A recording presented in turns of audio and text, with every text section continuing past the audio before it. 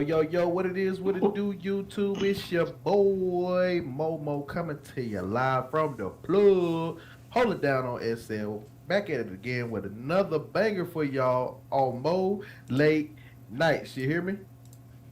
You know what I'm saying? It's me. I'm here. I got my panelists. I got my team here with you. We are about to have some fun. Tonight, we are going to be talking about emotional growth. That's right, I said it.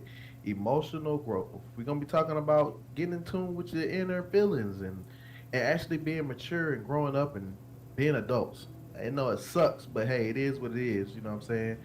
You know, it's an emotional mature being a part of this emotional growth thing. You know what I'm saying? It's an emotional mature person that has reached and continues to work at reaching a level of self understanding with regards to their thoughts and behaviors, and then decides how to best approach and cope with situations that might otherwise be trying or challenging. That's what we're going to be talking about tonight. I hope y'all ready. But first, let me introduce my panelists. To my right, we got the lovely Bella. Bella, how you doing today? I'm great, Momo. Thank you for having me. Oh, no problem. It's good to see you from behind the camera. So, glad you're in front of the camera today. Glad you're here with us. Miss Dollface, hello again. Glitters and rainbows and all that. Hello, Mozilla Firefox. How are you? Mozilla Fire, that's a new one. I ain't heard that one yet. It's new. I saved it. Oh, okay, you saved it just for the day. All right, well, I appreciate that. Thank you for giving me a nickname. I really do appreciate it. Um, my best friend in the whole wide world, Jim. Hey, Jim. Hey everybody, it's the one and only Jim. What's up? That's my best friend, y'all. She here. And somebody that we all enjoy having around, keeps us laughing, Miss Nova Fago. Nova, hey, how you doing? Hi, everybody. All right, thank you for tuning in.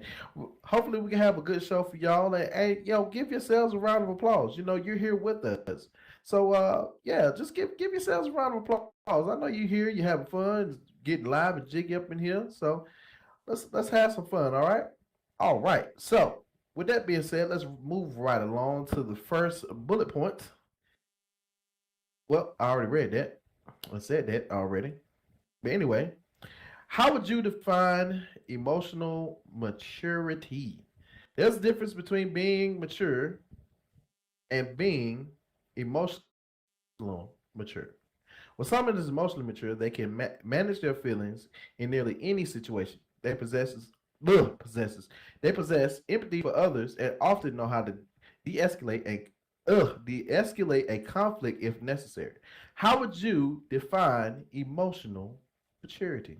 I get tongue tied a lot, y'all. I talk too damn much, so I need to slow it down. But anyway, let me take it on over to Bella. Bella, how would you define emotional maturity? I think the definition it says it best. It's kind of someone that, you know, recognizes that although you can run into issues and there can be problems, it's kind of just how you handle it, understanding not to jump to the gun so quickly, and handling yourself in, like what it says, a mature fashion. A lot of people attack everything, and sometimes it's like the good saying says, like, you have to pick your battles. Like you can't fight every battle to win the war. So I mean, but sometimes they get hard. I mean, even for me, um, sometimes I'm dealing with an issue at work, excuse me, and it's like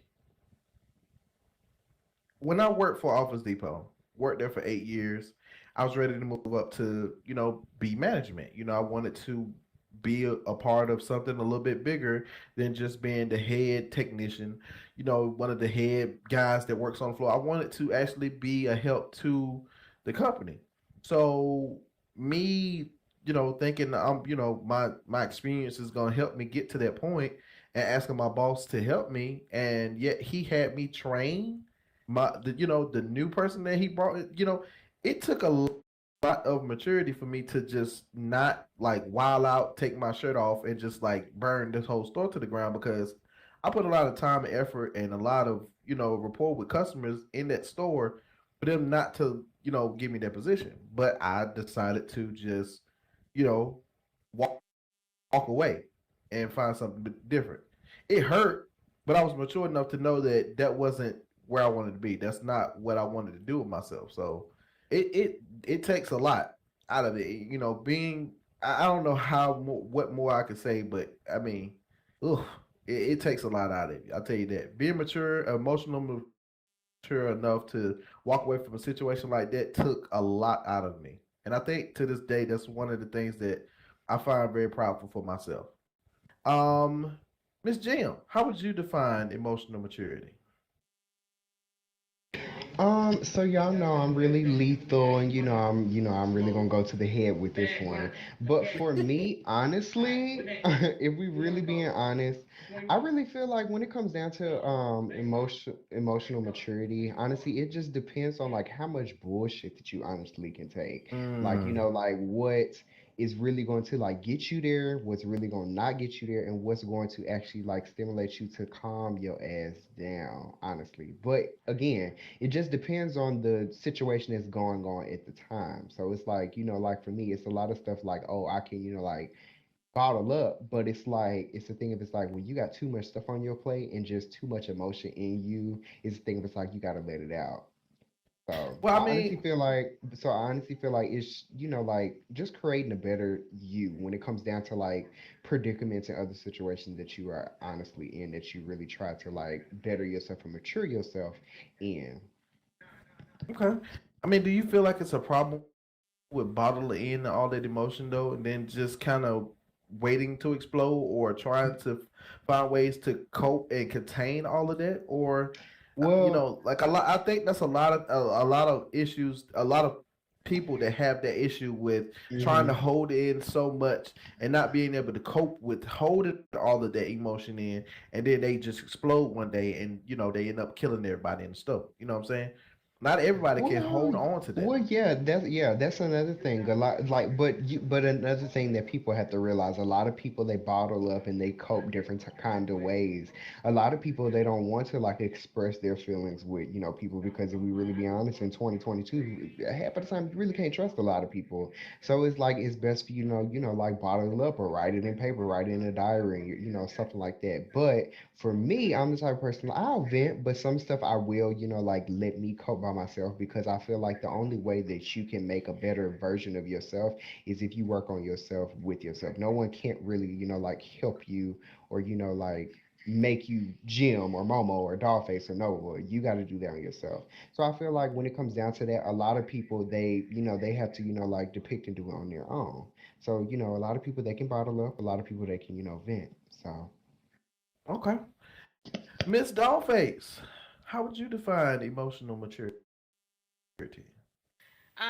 Very similarly, if not exactly as my fellow panel guests have defined it, it is being able to take a situation, um, not internalize it, look at it from all perspectives. I like to look at things from all perspectives and just try to see the logic,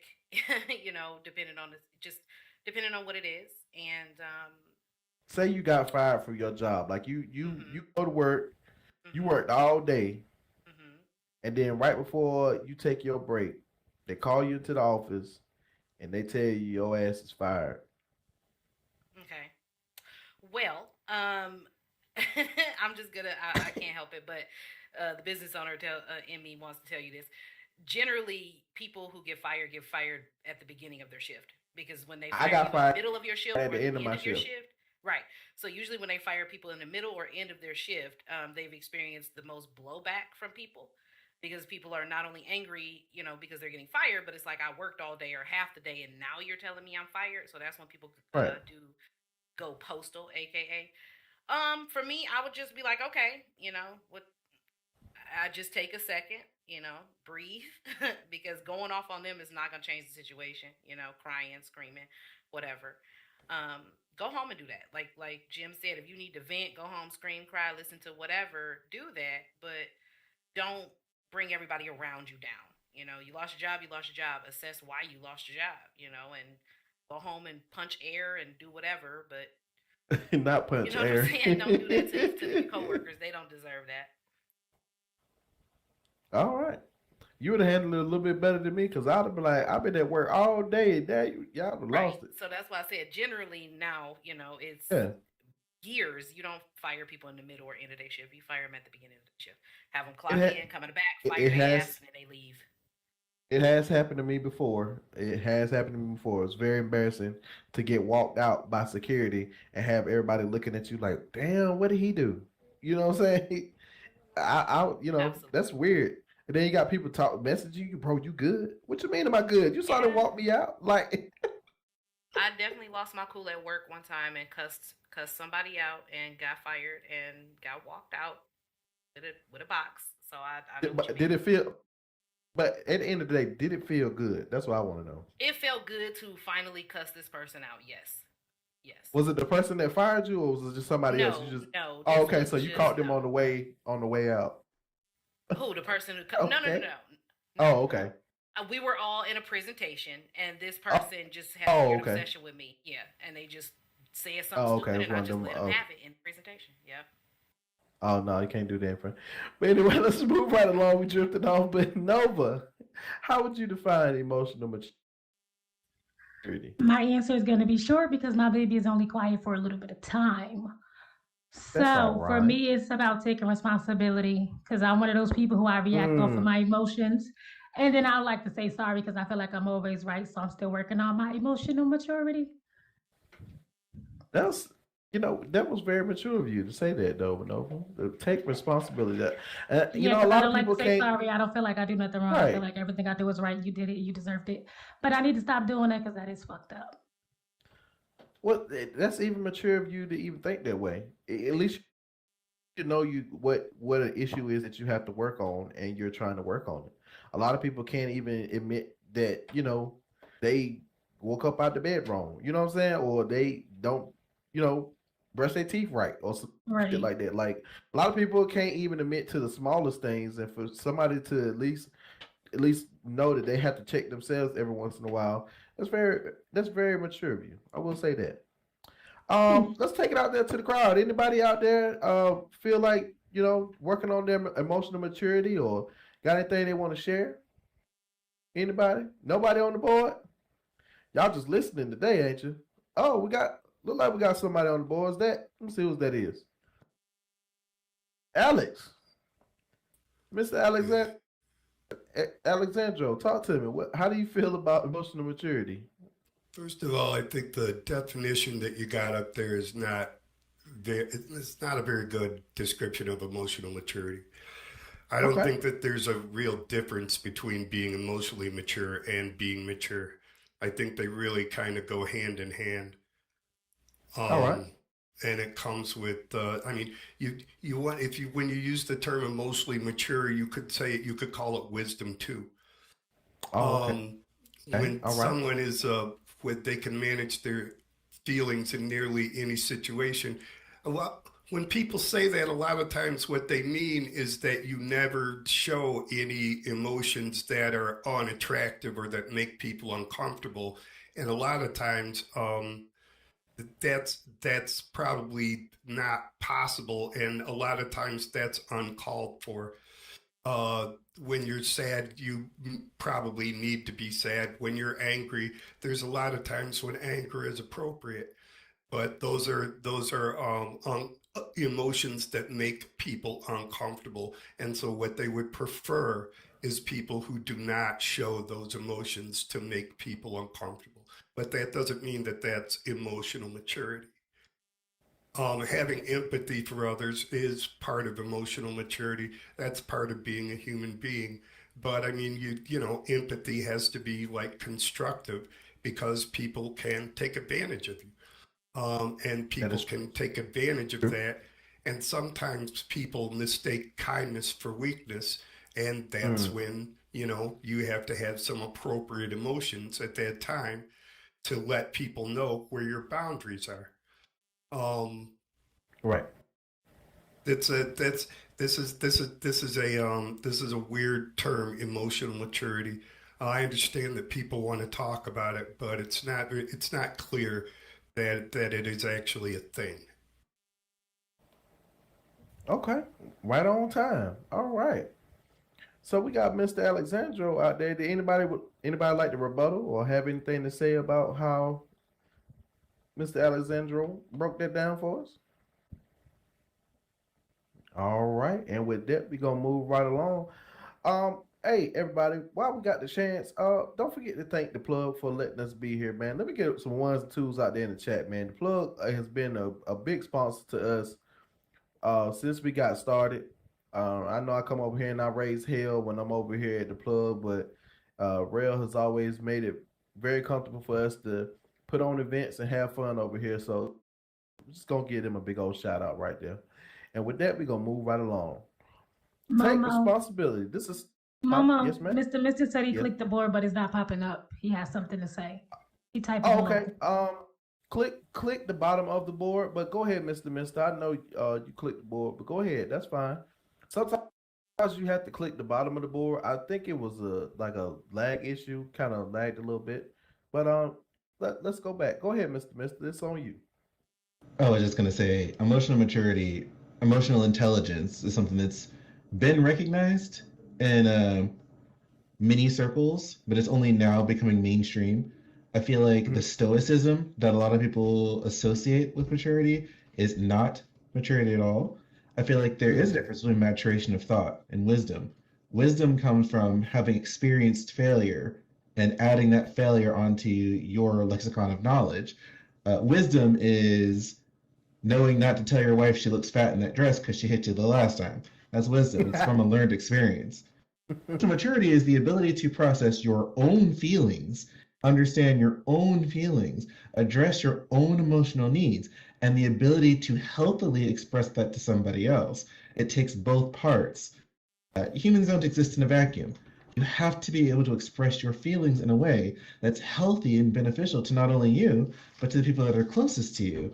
And it's harder for men than it is for women. We live in a society where women are encouraged and, praised for the ability to cry and share their feelings together. Men are discouraged from that, and that it's new that's changing. You and I are prime examples of that. Yes. But it's new, and I feel that there's a lot of love and support out there, even for men who want to be more than unga bunga grunt man, because that's not sustainable. That leads to higher rates of suicide. That leads to higher rates of domestic violence. That leads to higher rates of violence in general. So, yeah, that's all I wanted to say. Oh, well, thank you, Mister. You know what? I really would like it for it to be, a lot easier for another man to tell another man he loves him without it being weird. Like, you know what I'm saying? I'm just gonna throw that out there. Love your neighbor, man. Love your neighbor. All right, let's move right along. Taking responsibility. That's something that Nova had brought up earlier about taking responsibility for your emotions.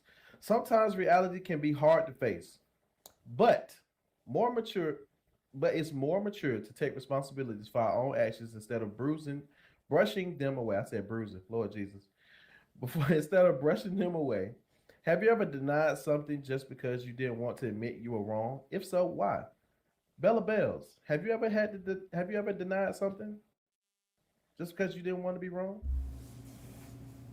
Yeah, I would say I have. I think I do it more often than I probably should, because I don't like being wrong. I don't like people telling me that I'm wrong. You know what I mean? It's a personal thing with me. I like to be an overachiever, so if I feel like I'm slacking in an area or my perfection skills are not up to par, it does affect me. And for example, like little things. If my boss says, "Hey, did you fax this paper over to the other department?" It's like, yeah or no or whatever. Like depending on the repercussions of it, I'm not gonna own up to that. Like I'm gonna try to play it off, try to do it quickly, just so that he doesn't find out that I dropped the ball. Because like I said, it's a personal thing with me. I don't like to fail or feel like I failed.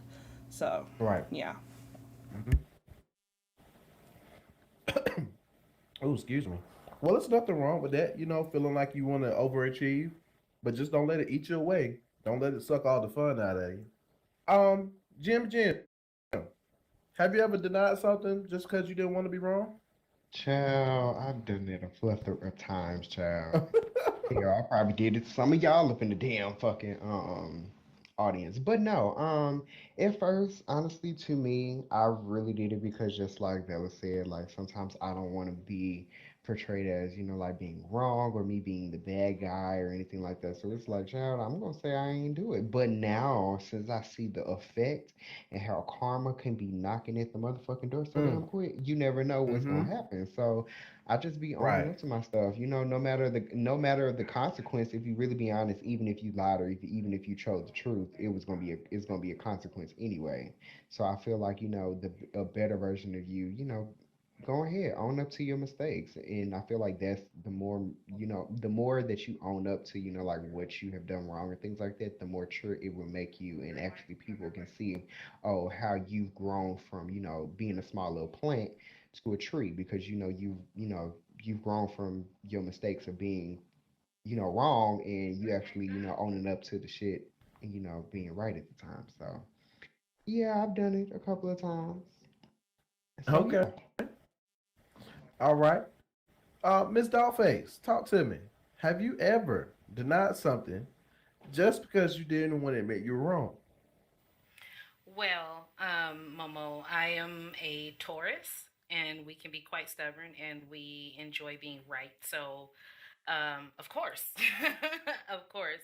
But as I mature, in age as well as mentally, emotionally, etc. I think it's very emotionally mature of somebody to be able to say, okay, yeah, like own your shit, like Jim said, own your shit, address it, and talk it out, whatever you need to do, and move on. So absolutely, I have absolutely for sure. All right.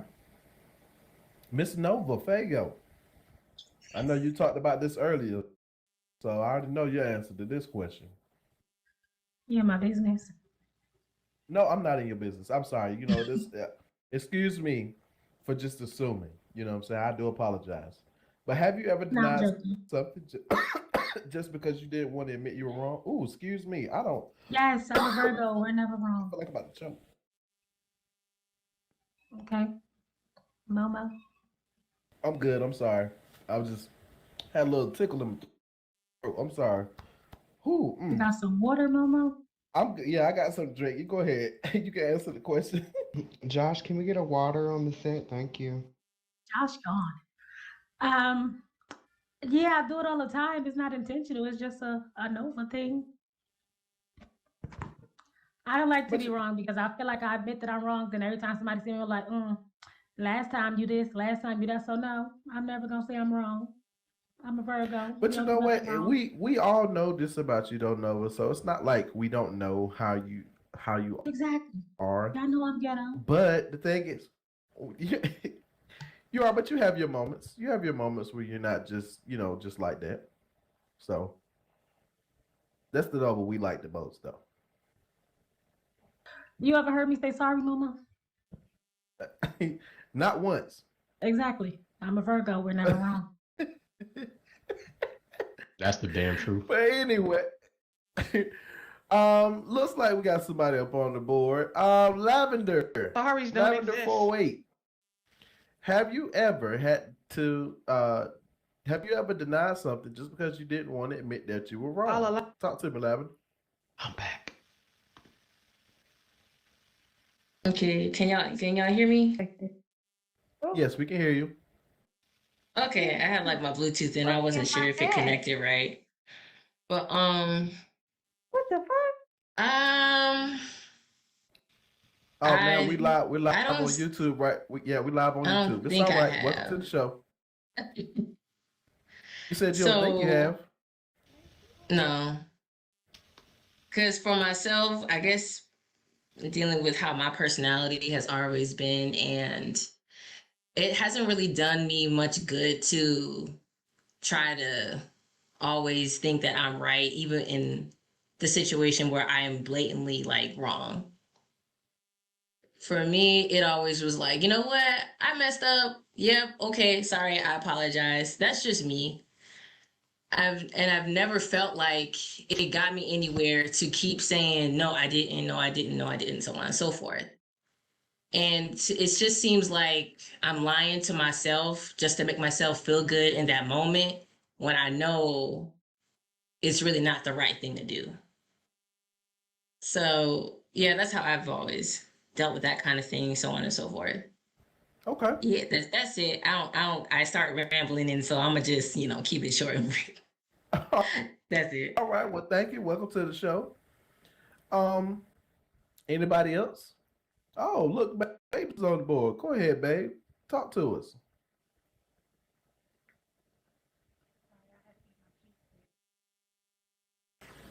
I had to finish my cheese stick. Sorry, guys. Well, I mean, compared to me and Momo, I'm a Cancer, he's a Pisces. So in my mind, I am usually always right, but I do apologize usually sometimes just to shut him up because he won't stop arguing unless I'm the one that apologizes first because he feel like his ego or his emotions done came into play. Um, Usually when I'm arguing with someone, it's probably for a logical reason, and majority of the time I am right. It's not even just because I'm saying so. It's usually because I am. For those who have seen me argue, I mean, I'm not the one that first starts the argument. But yeah, I mean, I am the one to sit there and apologize first, though, mainly because I don't like people um, judging me for being too mean sometimes because I can be a lot like really blunt with people and I say exactly what's on my mind. And that's one kind of communication barrier that me and Momo have because I mean what I say and I say what I mean. And sometimes he'll say stuff like around the bush, around the corner, down the street, across town. And then he'd be like, Down the you block. thinking too hard into it. You thinking too hard into it. And I'm like, okay, well, I'm listening to what you're saying and I'm going by what you're saying. And he'd be like, but I didn't mean it like that. And I'm like, okay.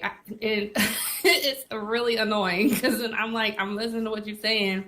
You saying it, then you say you don't mean what you say. So it gets confusing. And I kind of dislike people like that. I like people to be straightforward with me. Not saying I dislike you, babe, but I just I dislike that. I'm just saying, like, that is one of my things that get under my skin the most with him. Because that's our argument right there. Half the time y'all hear it. So yeah, I could say that I do apologize sometimes. But it is hard sometimes to apologize when I know that I'm right.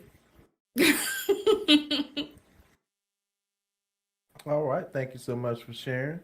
Mr. Alexandro, talk to me. All right. Taking responsibility. Listen, emotional maturity is not something that happens to you the same way that you grow a beard or and it's not something that you get from, having life experiences. It is something that happens to you intentionally. It is something that you have to do to yourself, part of growing up. Just because you're over 21 doesn't mean that you're grown up. It is something that you have to do. And so taking responsibility is a personal thing. When you take responsibility, it doesn't mean that you have to say something to anybody. You do not have to tell people you're wrong because as someone said, you're right. They will throw it right in your face every time something happens. They will say you even admitted you were wrong at this and wrong at that, and then they will use your own you trying to seem mature to undermine you later in different situations. It is a personal thing. This is not only taking responsibility, but you have to become honest with yourself. And it is an entirely internal thing, and it takes practice. You have to practice. You have to become good at it, and it has to be intentional. Okay. All right. Well, thank you, Mr. Alessandro. Thank you so much. You're welcome. Mr. Taking responsibility. Have you ever denied something just because you wanted to be right and not wrong? No, I never have. I've never done that. My parents have never done that, and I owe it to them that I learned not to do that. I will say that some people speak people speak for different reasons. One of my catchphrases is you always judge people at their intentions. This is where that's important because somebody who can never admit that they're wrong, someone who can never apologize, that's ego defense. It's not because they genuinely don't think that they're wrong. 9 times out of 10, they already know they're wrong. As soon as you tell them they're wrong, they can understand it. Every bit of that, it's not my fault, is pure ego defense. We get into this mindset.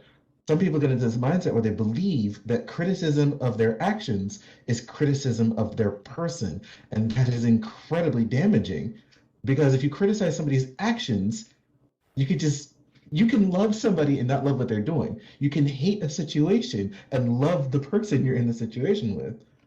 And I'll also say that people speak for different reasons. Like a blunt person, like Miss Debbie, who says, "This is the problem and it is your fault." That is somebody who is speaking to the problem. And people like that are important.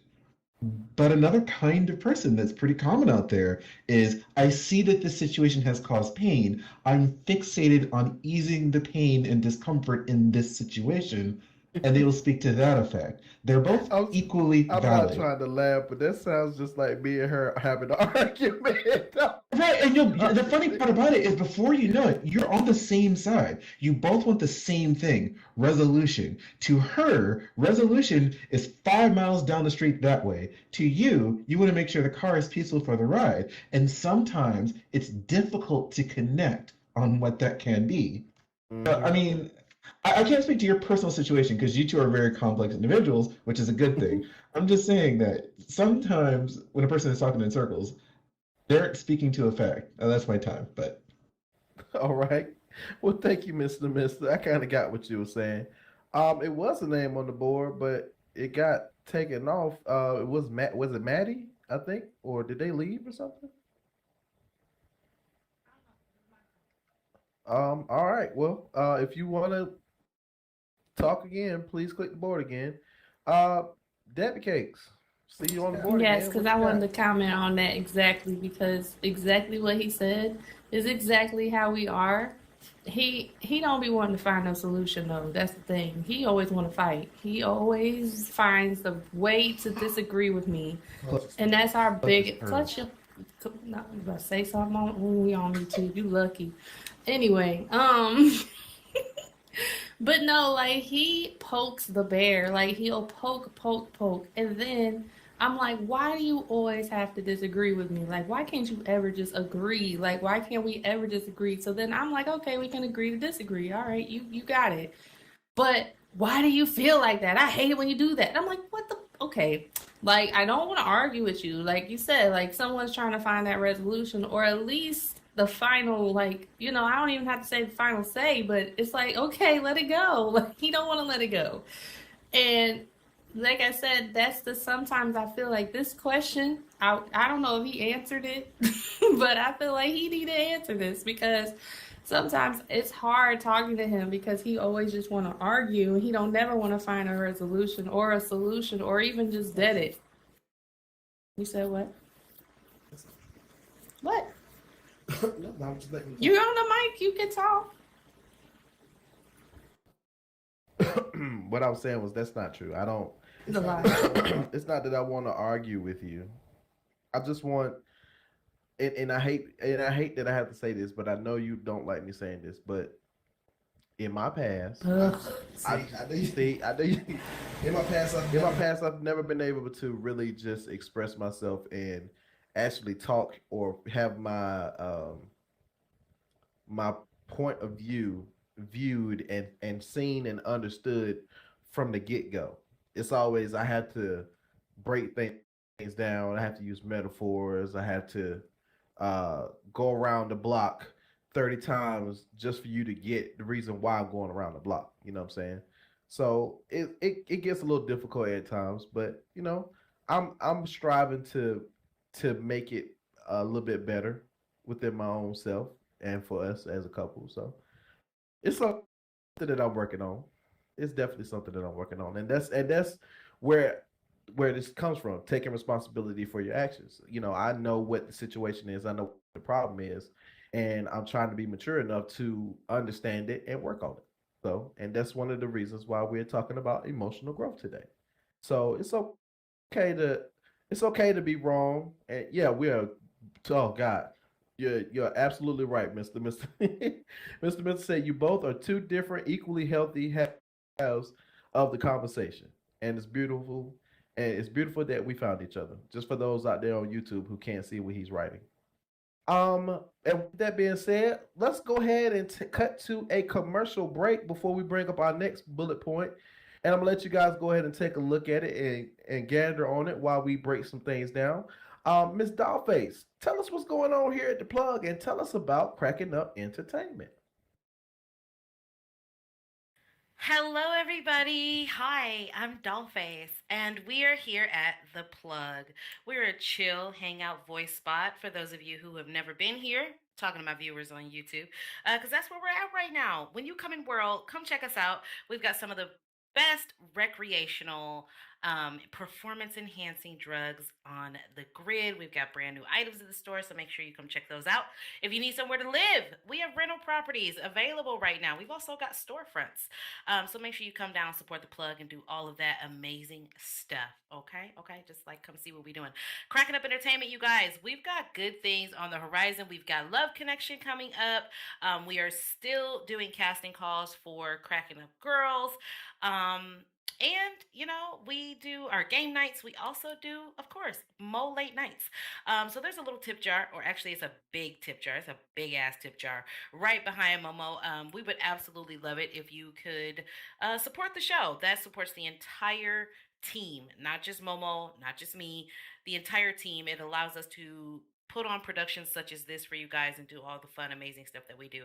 And we understand you might not have the Lindas to love on us with today, but make sure you do the survey. Click the box. It's not a dox, it's a box. It's down near Joshua's legs. Click the box, take a survey, fill it out for me. Fill it out for us, because we really take those into consideration. We really, really want to know what y'all think of the shows. What kind of shows would you like to see? What gets you riled up? What makes you want to participate? We definitely want to work with y'all on that. So make sure you do the survey, put it back in the box. And with that being said, oh my God, Bad Bunny is back. We have a sponsor tonight, you guys.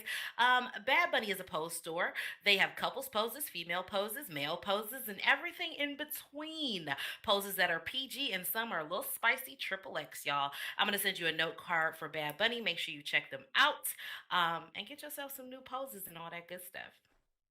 Back to you, Momo. Why, thank you so much. Rainbows and glitters to you. Um, but with Unicorns that and being magic. said, unicorns and magic. That's what it is this week. Unicorns and magic. Yeah, anything pink and Last, sparkly. pink and sparkly. Okay. Um, so let's go ahead and jump right into this next bullet point. You are not, and I repeat, you are not the smartest person in the room. Many people do not like to be told they are wrong. They will take offense in a heartbeat. Once their ideology is challenged, okay, they can just go tell you, look, don't do that. I'm not wrong. You got the wrong person. You got the wrong one.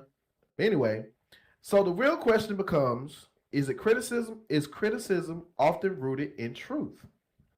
I do believe so. I mean, it's called corrective criticism, but even still, sometimes corrective criticism can be a little hurtful. And for me, I don't mind when somebody, like, if I'm wrong, I don't mind you telling me I'm wrong, but you don't have to be like, I'm not telling you to sugarcoat shit, okay? I'm not telling you to put some sparkles on a pile of doo doo and present it to me like that. Just give it to me raw and real, but just make sure that just be mindful of others. That's all I'm saying. I guess that's the way I can say it. I'm not sensitive.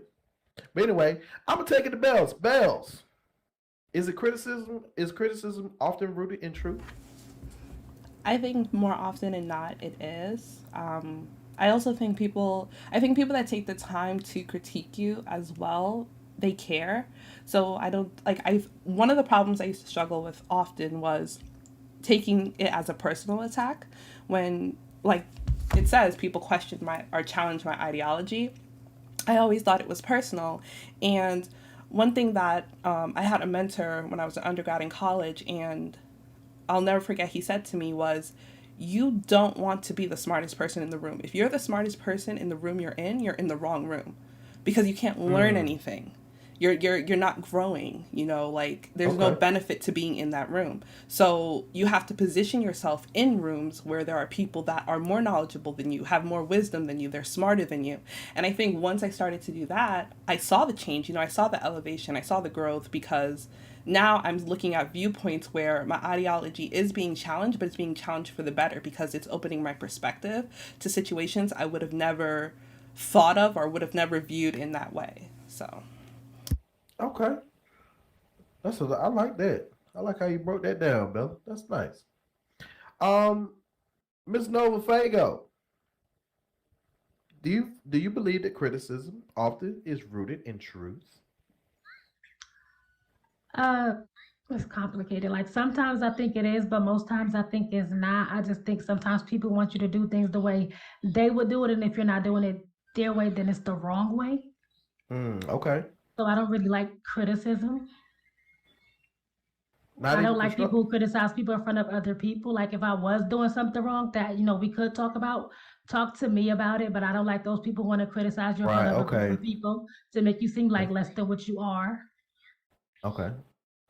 Like for example, like you at work and you might have didn't fill out the paper right. They walk up to you and be like, Right. next time you fill out this paper, you make sure that you check all the boxes instead of just My thing is, scribbling why or didn't you something like just pull that. that person to the side and say what you had to say? Like sometimes people deliver their criticism wrong, so then it's taken wrong. So no, I don't want your criticism. I'm good. Okay. Stuff like that. All right. All right. Miss Jimmy Jam, talk to me. Is criticism Um, often rooted in truth?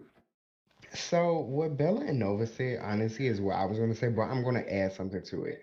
So to Okay. me, majority of you guys, know I sing, I act and stuff like that too. So for me, I want the criticism because my thing is if I'm doing something that's not like good in anyone, no, I'm not gonna say anyone's book.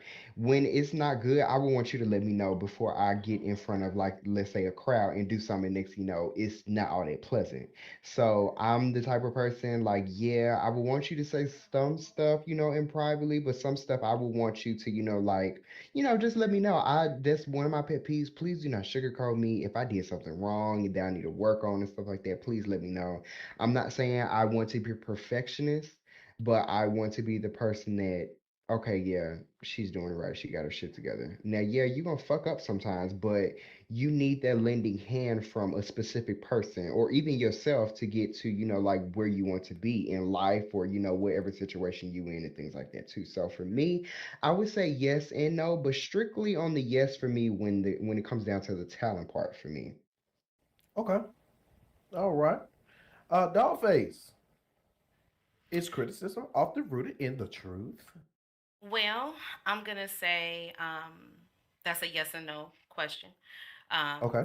for me personally, I'm always open to constructive criticism because to me, there's a difference. Sometimes criticism comes from people projecting their insecurities and their lack Mm, thereof onto you.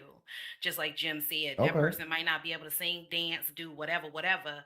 So because they're insecure in the fact that they may can sing, but they can't hit that high note the way Jim can, so they're gonna be like, "Bitch, you was cracking when you hit that, that ooh." But that's their insecurity, and they're projecting that on Jim. Um, so I'm always open to constructive criticism, and like Nova said as well, if it's in a work environment or a group environment, pull me to the side because the moment you try to, give me quote unquote constructive criticism in front of a group of people is no longer constructive. It's damaging because now I'm going to immediately go into a place of Mm, embarrassment, and not me particular, but people in general. Now we feel embarrassed. Now you then told all these other people I'm inadequate. Like, what the fuck? You challenging my intelligence. Now they think I'm stupid. Um, so yeah, I'm always open to constructive criticism and one-on-one conversation. Bring it to me. Always. okay. Hmm. All right. Different views out here, y'all. Let's see how the audience feels. Debbie Cakes, talk to me. What you got? I wanted to comment based off of the beginning of this statement, I guess it's called. So basically, kind of what Bella was talking about being the smartest in the room. I don't feel like there's a smartest or the dumbest. You know what I'm saying? Because people have different views of things. So that's what comes into like a conversation wise. And I'm like, not knowing different things doesn't mean that you're not the smartest as the next person. And that's kind of where people lead other people astray. Like when they feel like, someone's telling you something, yeah, you might not be knowledge based on that, but that doesn't mean that you can't learn new things. You know what I'm saying? And that comes when people want to argue things that they don't know anything about, also. So then, I mean, it's not a basic like they're the smartest or the dumbest. It's just that some people need to just kind of sit back and kind of take the knowledge that they're not exactly, what should I say, the word?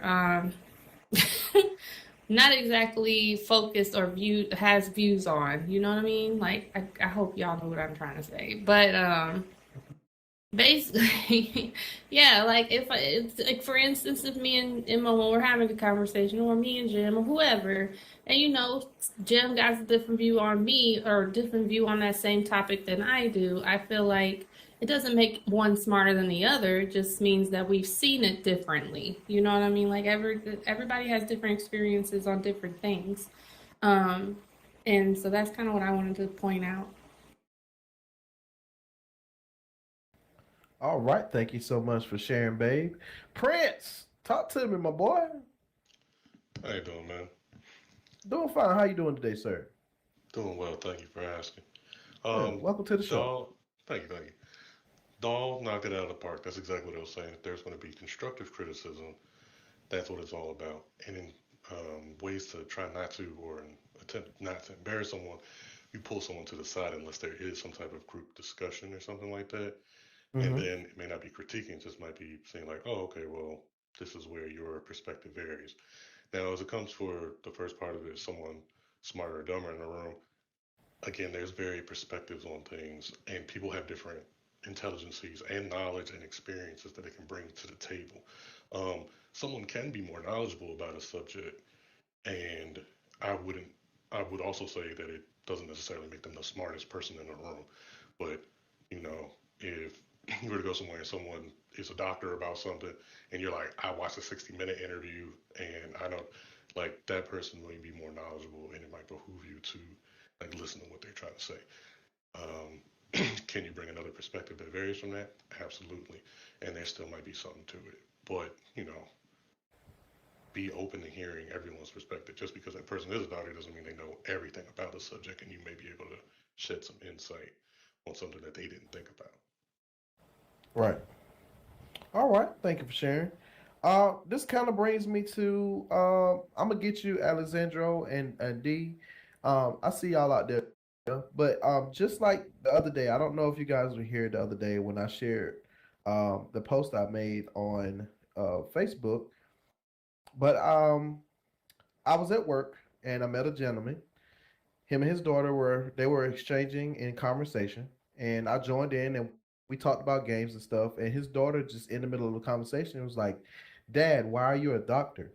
And he said, "Why I'm a doctor because there are people out there that need help, and I would like to be the person that help them." And she was like, talking about him being a doctor, and then she was like, "Dad, would you be mad if I wasn't a doctor?" And he told her, he was like, "You know what? No, I wouldn't be mad if you were a doctor. I just want you to live your life and have the life that you want, not what I want." He's like, "I want you to be out there and be curious and figure out what you want out of life." And then he's like, "When you get older, we can talk about it a little more." And then, as I was sitting there talking to her, and I was like, "Yeah, we need more curious people in the world." And, I try to tell that to my daughter. I tell her to express herself as she see fit and as she chooses. And just because he was a doctor and I worked at GameStop, I'm a manager at GameStop, ooh, I'm not out here healing folks or curing cancer or doing anything like that. But, the simple fact that we shared same interest in raising our daughters and bringing them up in the right way, we were able to, as men, look at that situation and you know, yeah, dads. At that moment, we were two dads. I wasn't a GameStop manager, and he wasn't a doctor. We were two dads talking about, raising our children, raising the next generation. And at that moment, you know what I'm saying, that was something that I relished in and thought about all day. You know what I'm saying? It made me feel good about myself. You know what I'm saying? He even shook my hand and, said, we're gonna say bye to our new friend, and at that point, you know what I'm saying, stuff like that stuff, we need more situations like that in the world today. You know what I'm saying? I really did appreciate that experience that I had. But moving right along, Mr. Alessandro, talk to me. All right. If you're not the smartest person in the room, listen, if you're in a room full of people and you feel like the people that you're with don't have anything to offer you, you need to think about yourself a little bit more. Teachers always learn from their students. You need to think about your own opinion of yourself and why you feel that way, that you're in a room full of people that are beneath you. You need to give that some thought. What is going on? That being said, that was uncalled. Excuse me, sir, we're live. We're live on YouTube. Ban him. Please What? write that. Hello. Not you, Alex. Momo, I'm trying to see who it is on your box. What's going on? Fuck his box, man. We're doing a talk show right now. Oh, Look it's at that old goofy face. We're outside. doing a talk show. We got him. He good. All right, go ahead, Alessandro. Go ahead. Okay, unless you're talking to someone that is a close friend, there is no constructive criticism. People that's something that people say because they want to tell other people off. I've had people who I know don't like me yell at me and tell me they're trying to help me. That's not helpful. Criticism is something that, if you feel like you have to criticize somebody, maybe you should not. Don't talk. You are not helping anybody. You're putting people on defensive. You're insulting people. You're making up an excuse to insult people. Maybe they are wrong, but it's probably not your place to tell them that they're wrong. Okay. Well, thank you for sharing that, Mr. Alessandro. Miss D, I see you out there. Talk to me. Is criticism Yes. often rooted in the truth? Okay, so I was gonna say almost the same exact thing as Alexandria. I'm sorry. But for me, I don't think that criticism is appropriate when you're equal with someone or in a friendship. I feel like if you don't ask for someone's opinion, you shouldn't give it, because you can say something to someone and it can trigger them and they may think of you in a type of way that's not what you meant. So I just feel like when it comes to criticism, you should just never even say anything. Just if that person wants your honest opinion, then you give them your honest opinion, but don't just give it. And me personally, I don't like when people criticize me, especially if I don't know you. It immediately makes me not want to be around you, or I'm not drawn to you at all. Just don't come over here trying to correct me, change me, or anything. I am who I am and you are who you are. Now, in a business environment or work environment, I would definitely say criticism is great from your superiors. But again, it's how they handle it with you. So like everyone said, in private, don't make a display or spectacle out of the situation. Right. But yeah, that's just all I want to say on that. Oh, all right. Well, thank you so much for sharing. Thank you so much. Okay, is that Daddy? I don't. Tyree? I mean, you can call me Daddy, but it's me. It's Taryn. I'm T. Taryn. Okay. Yes, All T right. from the internet. Taryn. Hello. All right, Taryn. But you can call me Daddy. Like, I'm good with it. It's my name. Oh, no. So Okay, I do have that. a couple things to say. This is a great conversation, by the way. Sorry if I'm loud. I got this new microphone, and it's like super. You're okay. I don't know. It's No, extra. You're fine. So the first thing about being the smartest person in the room, I think that people might be misunderstanding that notion, because I think that's something about growth. Let's say I work at Kmart and I am the best fucking cashier that there is. You can't tell me nothing. But if I'm in a room with just a bunch of other cashiers, like there's not really a lot of room for me to grow.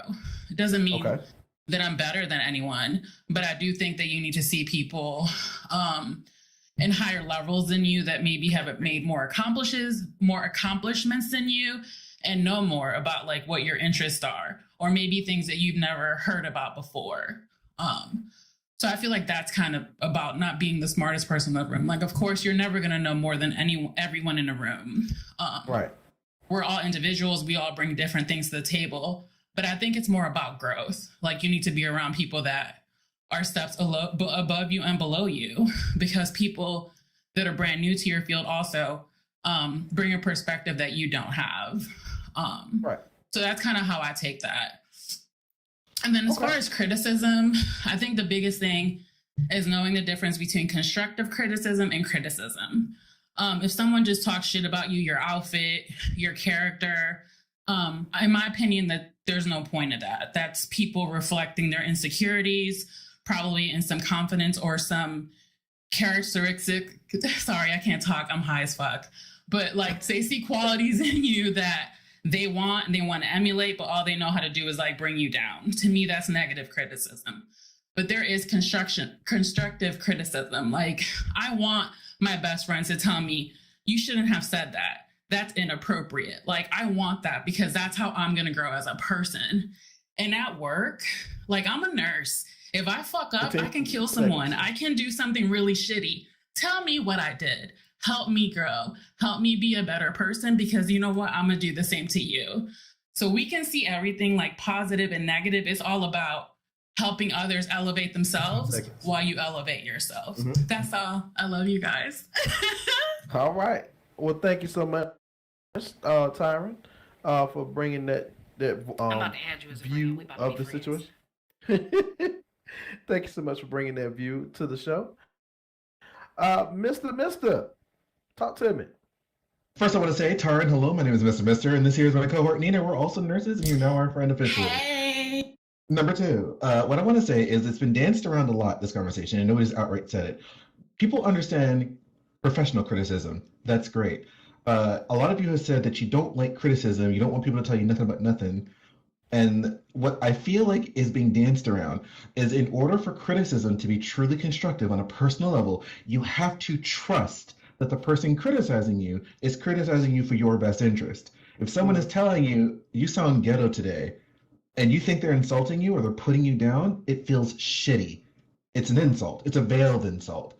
But if you know, hey, this is my best friend, they would never steer me wrong, we've had a long relationship as friends for 10 years, I know this person's looking out for my best interest. So when they tell me, oh my God, don't say that. It sounds really uneducated when you say that. You know that's coming from a place of, I'm looking out for your best interest. You might not agree with them. That is still your right. But it comes down to, do you trust the intentions of the person that is criticizing you? Because I welcome criticism from my friends all the time. Y'all have no problem criticizing me, and I don't mind, because it usually comes from a place of sincerity, not a put down. And as for being the smartest person in the room, a room's dynamic is going to change. It's going to change with the topics. Like, I play Dungeons and Dragons. Look, I love Dungeons and Dragons. I'm oftentimes a dungeon master. And we're all from all over the place. One of us is a mechanic. Somebody works retail. Like, we're all over the fucking place. When we're talking about Dungeons and Dragons, we're all peers. But the second someone says, and I don't trust that COVID vaccine, I just became the smartest person in the room because I'm the only one with a medical degree. And as the conversation shifts, we start talking about cars because I wanted to buy a car. I'm talking about cars. I have no fucking idea how to change a tire. I have to call my friend to come change my tires for me. It's not my specialty.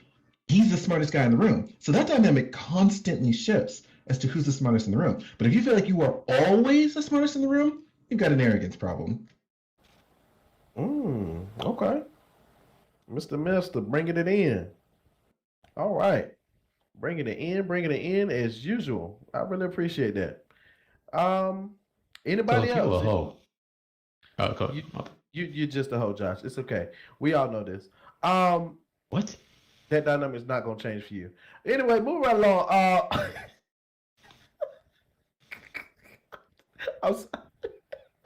I'm sorry, Josh. You set yourself up for that one. You shouldn't have said that. Moving right along to the next bullet point. Develop thick skin. Okay? Develop thick skin. And some of y'all might need to hear this, okay? You cannot please everyone all the time. Okay. Certain people will always find an excuse to put you down, belittle you, and judge you. One way to develop thick skin is to assert yourself.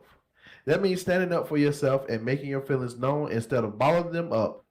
How do you deal with the haters? Miss Dollface, how do you deal with the haters? By continuing to be my 1000% amazing self. Oh, okay. No, but truly, I am a very, um, I'm an empath. I'm also a very sweet person. I'm a kind person. I'm nice to everybody until you cross me, and even then, you can cross me 2, 3, 5, and I might try to find it within myself to see something in you, some redeeming qualities. Um, but I mean, with the haters, when they hate and they do whatever they're doing, even if it's sweating you, even if it's bothering you, I done had plenty of shit bother me in RL and SL. Never let them see you sweat. It's the best way to deal with them, hands down, period. Continue to be your amazing self, continue to show up and do for you while they somewhere bitter and angry and not figuring out what's wrong in their life that they hating on you. Okay. Well, thank you so much for sharing that. Jim. How do you deal with the haters? Well, honestly, if we really being honest, I'm just gonna say this. Um, how I really look at it, I'm looking at 1,000 of versions of myself, but not only do I look good, I feel good. And that comes from Maddie off of Euphoria, and I go by that all the time. You really gotta kill bitches with kindness because a lot of bitches is gonna hate. And one thing about me and one thing about a lot of other people that really have this mentality, if you don't got no haters, baby, you're not popping on the SL grid or just in real life. So a lot of people gonna hate, but the thing is, if we really being honest, like, they not stopping your bag. They not stopping, what Right. you doing for you. The only thing they doing is just building yourself up. Cause the more that they talk shit, the more piles of shit that I'm standing on. Cause I am the shit. So hey, I don't, kill Okay. them with kindness. I don't, you really don't worry about them. You up in your own shit, your positive mindset and stuff like that. Your skin good, your fucking body is good. Half of the times, the bitch that be talking shit is fucking bumpy ass skin, pot bellies, all of that. So my thing is Not just pot like, bellies. child, yeah, y'all know what pot bellies I'm talking about. But yeah, but that's how I see it. Okay. All right. Miss Nova Fago, how do you deal with the haters? I don't. I can't hear them from all the way up here. I Oh don't. Jesus. I got some thick skinned people up here, y'all. I'm going to go ahead and tell you that right now, because they ain't letting nothing bother them. Miss What am I Bella gonna get from Bells. dealing with a heat? Like, what am I You gonna said get out of it? A headache? I'm good. so you just brush it off like water off a duck's back. Can't hear them. Bitches is invisible to me. It's a waste of my time. I have to tell Okay. you how I do it. Bella Bells, talk to me. How do you deal with the haters? Um, so I think for me, learning that I can't please everyone, like that's definitely been a growth for me because I'm a person that I want everyone to like me. I want to get along with everyone, especially like when I was younger. I couldn't go to like if a girl had like an issue with me and she was going to the same party as me, like I would not go because I couldn't be in a room with someone that did not like What? me. Yeah, it's true. Like we have to clear the air first or something. Like if you don't like me, I can't be in the Oh, same room with you. So oh.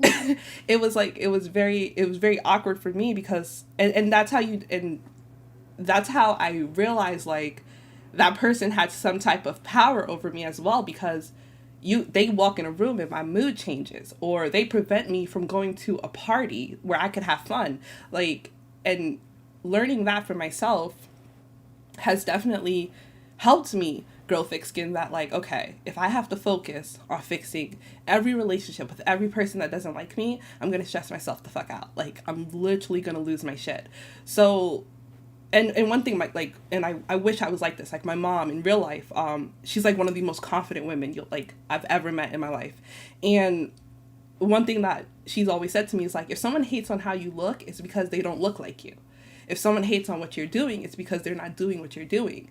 And learning that and growing up with that mentality, even to this day, I do struggle with it still, but I think at my age, I'm much better now, where it's to the point where I'm not looking for validation. Especially I'm not looking for validation from people I don't know. Like the people I look for validation from is like my family, at work, my superiors, the people that could promote me. I care what they think about me. But other than that, if I don't know you or, we don't have whatever, like you could hate all day because like Novus, like if you're not paying me, if you're not, there's no benefit to you being in my life, I'm not going to worry about you. Hold on. Can I say something? Can I rebuttal from her right quick? Yeah, of course. Go ahead. Girl, let me tell you something. Child, you gotta grow and things like that, understandable. But when you get your time to grow, let me tell you something, Bella. No matter if a bitch up in here is in real life and y'all at a party and stuff like that, you go to that motherfucking party and you shit on them. Do not let them have uh Upper hand. the upper hand of like powering you. When I tell you like literally, I literally just a kickback. A couple of bitches don't like me. Bitch, I walk up in that room, everybody look at me sit up straight. I don't be worried about these people, because if you really being honest, baby, you came to have a good time. You ain't come to worry about the next bitch thinking shit, or next bitch, worried about, like what you doing and things like that. So when you gain that confidence, girl, shit on them hoes and strut up in your black red pumps. And what I mean by that, child, don't let nobody tear you down. Girl, you get your girl. I know that you're cute in fucking real life. Girl, don't let these bitches shit on you, girl. The hell? Straighten up your crown. Oh, thank you. Right. That part. Straighten that crown up, hold your head up high. Hell yeah. All right, moving right along, taking it to the crowd. Josh, how you feel, man? How you deal with the haters, Josh? Let me just ask you before I ask the crowd, man. How you deal with the haters, man? Man, well, you know me for a minute. I just don't give a fuck. It's simple. It's so simple, because I've been on here for a moment, and the people that know me, they know what I do. I mean, shit is out there. I don't go walking down the street. I've told people this conversation before. I don't go walking down the street saying what I do. Right, and that's another thing. Anybody could say anytime they meet me or I introduce myself, they'd be like, "Oh, I heard about you," or "Why they say this? Why they say that?" And I'll be like, "Well, I'd rather you form your own opinion, get to know me yourself, and then see if you could put two and two together, see if it's true." Because if it comes from my mouth, I'm gonna tell you what it is and what it isn't. I just don't care, because it's my SL. You know what I'm saying? At the end of the day, it's like adding on to what Bella said. If there's no benefit to it, if we not together, this and the third, if you're not affecting my livelihood, then you just on the side, like you just not relevant. And it drives people up the wall. They hate that shit. You don't know how many times I get messages back to me, and I don't even speak on nobody. I don't talk about nobody, but it could just be a simple conversation. You know what I'm saying? And it'll just be someone say, "Oh, this person," or they don't even name drop because they respect the discretion. Somebody was talking about you, and I'm like, okay, what else? What's next? And I'm not gonna go on and on about it, but I'm just saying, like, it's just stuff like that. Or I shrug it off, because at the end of the day, I'm gonna enjoy my hobbies, and I'm gonna live to my best. I'm not gonna worry about anybody else. All right. Well, thank you for sharing that, Josh. I didn't know that's what we were calling now. We calling the hobbies. All right, cool. Okay. My bad, Josh. I had to throw that in there. My bad. Jayla, talk to me. How do you deal with the haters? In the most humble way, hustle until the haters start asking if you're hiring, type shit. Give them more of a reason to hate. Okay. Even if it's like positive. Clear their fans in some way, but they're so preoccupied with you. Because why would you pay attention to somebody you're not? You know what I'm saying? Okay. But yeah. All right. That's what I wanted to say. All right. Okay. Well, thank you for sharing. Debbie Cakes, babe, talk to me. How you I ain't doing gonna today? lie, I kind of forgot what I was gonna say, but I don't have haters. I have fans. Cause I don't deal. Like Nova said, I can't have haters when you all the way up at the top doing your own thing, not worrying about the next person. People talk about me and I don't even know who they are. It's weird. Facts. So, I can't have haters. They gotta be fans. Cause I mean, haters, they gotta know something about you. And majority of the people that talk about me don't know shit about me, make assumptions, and they bitter. So, it is what it is. They're part of the Bitter Bitch Club. I just made Yep. it up. I just made it up. Trademark here, right here on Mole Nights. No, not Josh. I swear to God. I swear to God, Josh. If you, Okay, go ahead. I heard that. Let's move. Alessandro, talk to me. How do you deal with the haters? All right. First of all, I don't believe in a thick skin. Since I was a boy, my favorite saying is, if you want to get under my skin, you won, pal. I don't think that's what you want, but you won. You did it.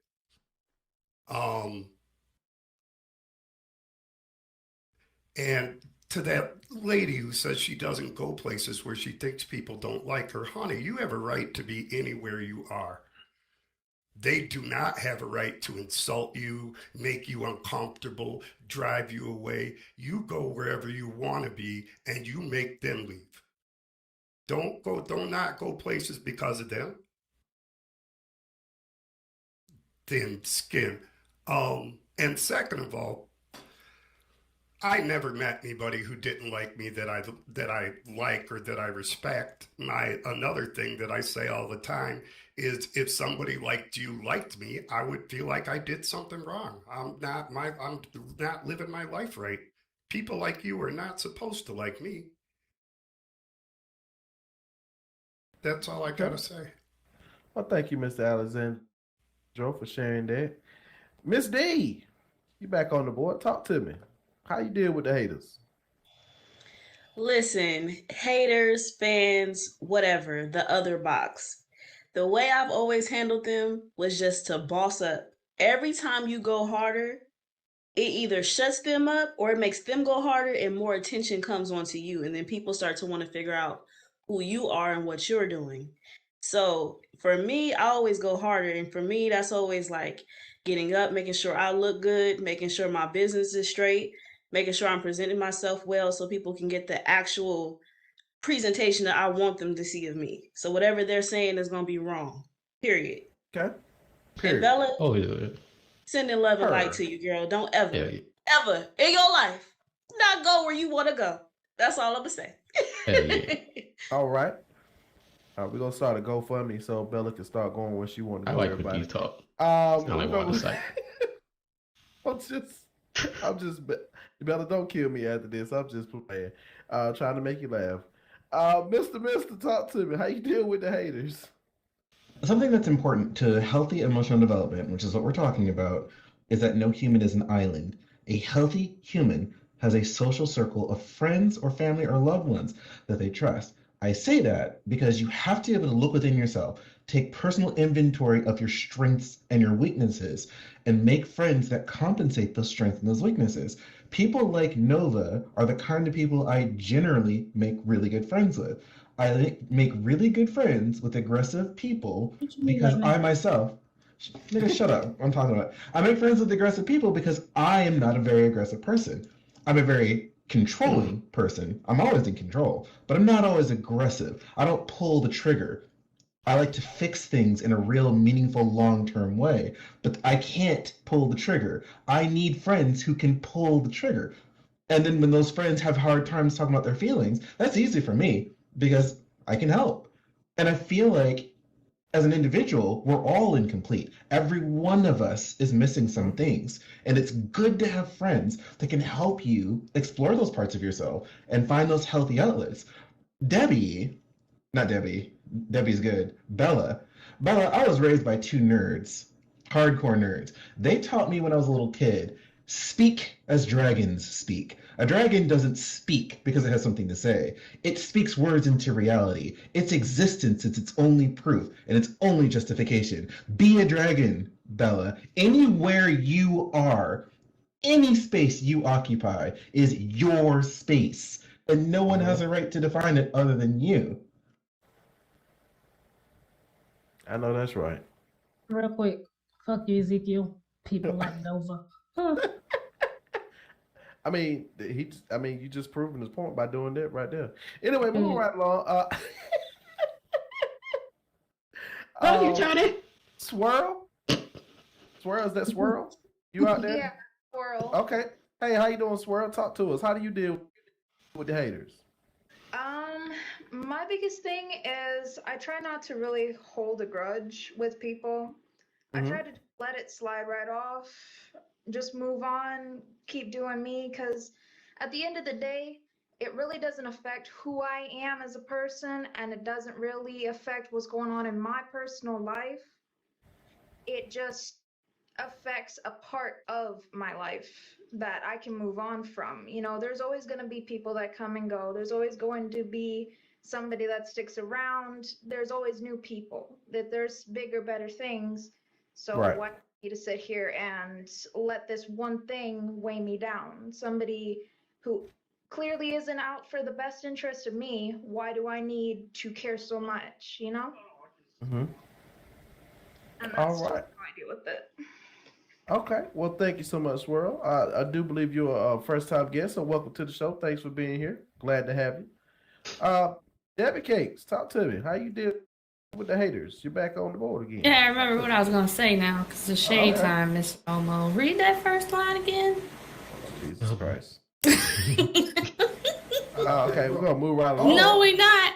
But I just wanted to say about the Bella thing. I was about to be like, this is my saying. It's probably a normal saying that people say, but you know, it's one that I've actually gone my majority of my life saying, like, I'm gonna make someone look like an asshole before I ever look like one. Meaning that it's not about having haters or any of that stuff. Like, people are going to show their true colors, and people are going to show how they feel about you. And it doesn't always mean that you have to do something for them to do that. Which actually goes back to what I was saying the first time around when I said that, you know, I don't have haters, I have fans, mainly because I don't have to necessarily do something. And I've had sorrow sisters literally tell me, like, you don't have to, you just can be you, and people aren't going to like you just because you're confident within yourself. You hold your head high, and people are not going to like that. People want negativity in their life a lot. And so, you know, moving forward, I hope that you're taking a lot of this in, because you don't have to do anything nonchalant or anything crazy for people to not like you.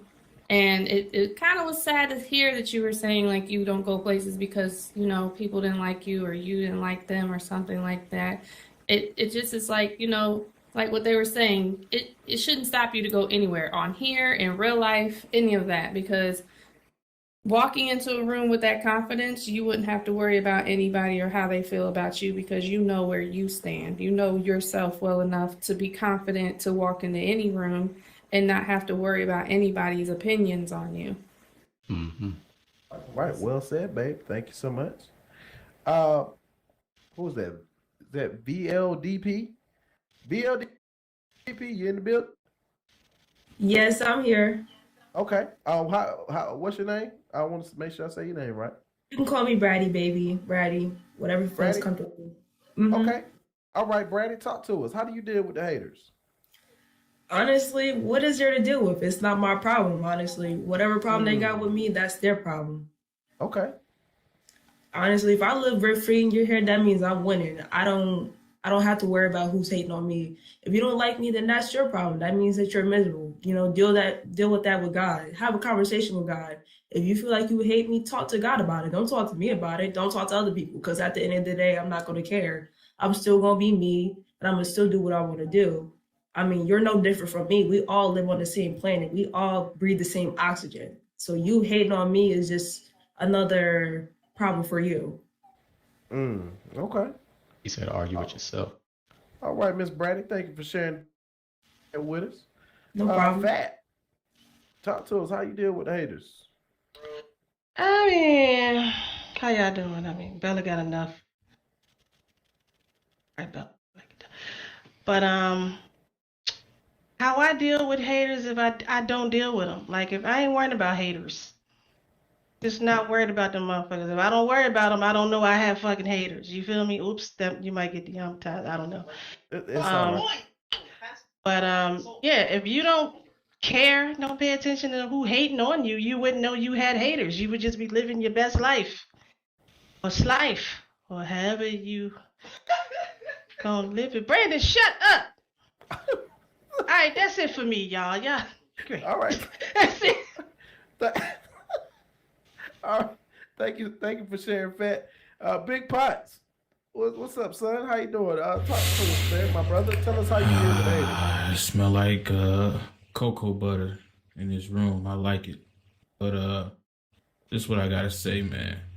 You know, I'm gonna just piggyback off what Mama said. You know, because Mother used to say, "Take your time, young man."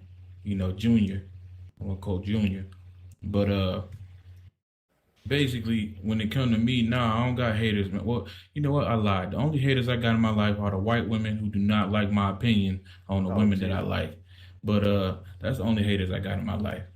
But to comment on how Bella feel about not wanting to go, I think like, correct me if I'm wrong, because I just got here. But you said you don't like to go places because of what?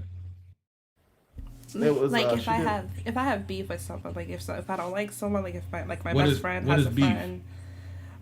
What is Like let me give you an example. Like my best friend has a friend, and I don't fuck with her at all. Like we just don't fuck with each other. Like if she's going somewhere, I'm not going with them, basically, because I don't All fuck right. with her. So I'm gonna be totally honest. That sounds like some high school ass shit, and we grown as fuck. But to say that you don't want to go nowhere because of a person. Listen, man, don't ever dim your light for nobody, man. You know, you a black beautiful queen, and you should go wherever you please. Okay, I go everywhere. You know how many times I get called porch monkey, house port dodger, and all this third on second. I don't give a shit. Like if I really wanted to, I'll fuck your white bitch, and that's just what it is. You know, if I wanted to, but at the end of the day, it's like this, man. Especially on a Second Life platform. Don't like you. It's Second Life. Who the fuck gonna tell me where I can and can't go? Well, I think this is. I'm some talking more experiences are- like real life. Real life, man. Yeah. Oh, really? Fuck that. Even real life, man. Like, okay, obviously you gotta be able to read the room. You know what I'm saying? You want to go into no situation where you go somewhere and somebody might physically harm you, obviously. But even still, man, nobody gonna tell me where I can and can't go, man. You know, regardless if you like me or you don't like me. You know, even at work, there's people who don't like me, but you gonna respect me. You feel me? That part, That's right what there. it is. You may not like me, but you gonna respect me, and don't ever feel like you can't go nowhere because just simply because somebody don't like you. You know what I'm saying? There's probably a lot of motherfuckers in this room that don't like me either. Do I give a shit? Hell fucking no. You ain't paying me. I can't care. All right. Thank you so much, my brother Potts, aka my son Potts. Thank you so much for sharing that. But Bella, this is something I have to work on too. But this is something that we both got to work on. But you can't please everybody. One thing, man. didn't Shout hear out to my black queens, man. I love my black people, man. I love my black Right. beautiful women, man. Shout out to the black queens out there, man. You heard what Pot said. But yeah, Bella. So White ain't something right. that both. White, not, okay, I'm sorry. I'm done. Yeah. All right. This is something both of us have to work on, Bella, is that the fact that we have to learn that we can't please everyone all the time. That's just something that both of us got to work on.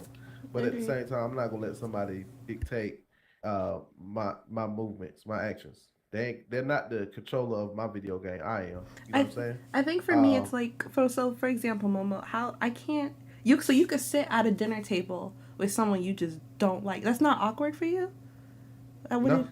Wow. Okay. No, I'm just different. No, it's not gonna bother me not one bit. Because we're not at the talking. end I'm of not the gonna day- talk to you. It's like just You ain't no right. You don't have to, but there's a thing called being cordial. You know what Of I'm saying? course, yeah. As long as it's not going to a disrespectful point, I'll sit there and enjoy a hot meal with you. But Yeah. I'm not going. And I'm I not. think You're that not goes a part back of my to circle. Right. Pot Right. I'm not saying, gonna you know, hold the your hand. maturity. Right. So yeah, that's definitely maturity. So you're right. Mm-hmm. Uh, um, looks like I got somebody else up on the board. The name is a little blurred out. Oh, Auntie Cassell. Hey, Auntie Cassell. All right, y'all. Everybody strap up and listen in because Auntie Cassell bringing the word for us today. Talk to us, Auntie Cassell. How you deal with the haters, baby? How you deal with the haters? Hey everybody, I don't know if you can hear me or not, but I can hear you. okay, cool. Thanks. I want to say uh a couple of things and I'm gonna just try to be quick about it. I don't think I'm beyond petty, and I'm sorry to say that for some people who may assume that about me based on how I speak, but I'm not always beyond petty. And I'm about the old school loyalty, not necessarily, the blind leading the blind and, you just doing something because somebody else is doing it. It's not so much of that. It's just the social constructs of eating with people knowing that they don't mean you any good. And that's what I have an issue with. So, like, if my friends, and I call myself being loyal to my friends or my family, if I know they went through a traumatic situation with somebody, and I'm just using the word traumatic, but you could place whatever word you want there, with a situation, yeah, it may not have came at me, but just knowing that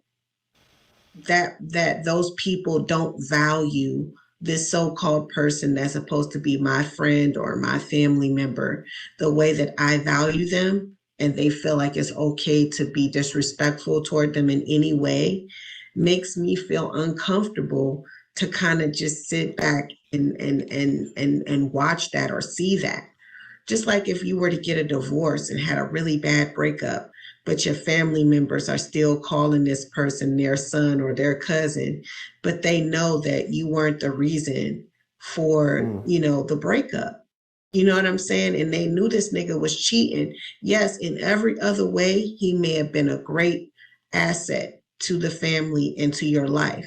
But the one thing he may not have been able to do was be faithful. You know what I'm saying? And when you feel like you're done with that person, this is just an example. When you feel like you're done with that person, you feel like everybody else should be done too. Why? Let's think about that. There's feelings involved with that. Every time you see that person, even if they're respectful, even if y'all have gone your own way, every time you see that person, it reminds you of that failed relationship and of that, of that pain. It was like reopening a wound. So if anybody truly cares about you around you, such as your friends and family, excuse me, why would they want to, I'm so sorry. Why would they want to keep somebody around your presence knowing that there was such great hurt in that situation? So I'm not okay with, I'm not okay with it. That's just not my scene. Okay. I'm not okay with it. I can talk through anything. I'm always open to listen to people and to talk through something, but that doesn't mean that they have to be around me and be in my life. You can eat. I still want you to eat, but you just can't eat with me no more. And you definitely shouldn't be around my friends and family. That's just how I feel about that. Sorry. All right. I'm not above the petty yet. All right. Thank you for sharing that. Damage or Dominique. I think we figured out last week that it's short for Dominique, but I always call it Damage. Damage. Talk to me. So first of all, just want to make sure, can you hear me? Yeah, we can hear you. Good to go. Cool. So for me, I'm very similar to Miss Cassell. I've come to understand what I do is something called a door slam, and that's when I've understood that when something has gone sour between me and a person, I understand that it's the actual emotions that I haven't dealt with regarding that situation that that person represents that makes me uncomfortable when I'm in their presence. I don't know if that's the same thing for Bella, but like, so in understanding that and after dealing with those emotions, that person doesn't matter to me anymore. Like, that person is in their space and whether and I'm in mine. So even if it's in the same, area, it no matter because it's like, I mean, I ain't got shit to do with you no more. You know what I'm saying? And just like Right. Estelle said, I wish the absolute best for you. I still want you to eat, but you're not gonna eat at my fucking table. And like, and it doesn't mean that I have to have something to do with you. But like a lot of times that discomfort can come from the actual situation that the person represents rather than the actual person itself. You know what I mean? Right. All right. Well, thank you so much for sharing that. Babe, you're back on the board. Talk to me. I actually can say that I experienced this from the opposite side. And it does get awkward because, like, I've had an ex on here, and it can get a little tricky and sticky with like families and relationships that you bond with and stuff like that after a breakup. And so, it got to the point where my ex's dad and family would reach out to me, check on me and stuff because he did cheat on me and we broke up that way because, he was doing wrong things. It's not the fact that it was a right or wrong situation, but in my mental, I wouldn't want my family like interacting with him. You know what I'm saying? And I feel like it's only fair the opposite way as well, but I can't say that I actually took my own advice because I actually became his dad's godchild after a while, and he actually dropped him as a child, so it did get a little awkward. But yeah, I can actually say that it's not as easy as people try to say it is. It's not as black and white as people try to make it be. It's very hard to just cut off a bond or cut off a relationship after a breakup, and I get it. But I do stand by, if for the most part, I would not, if like me and Momo were to break up right now, you know what I'm saying?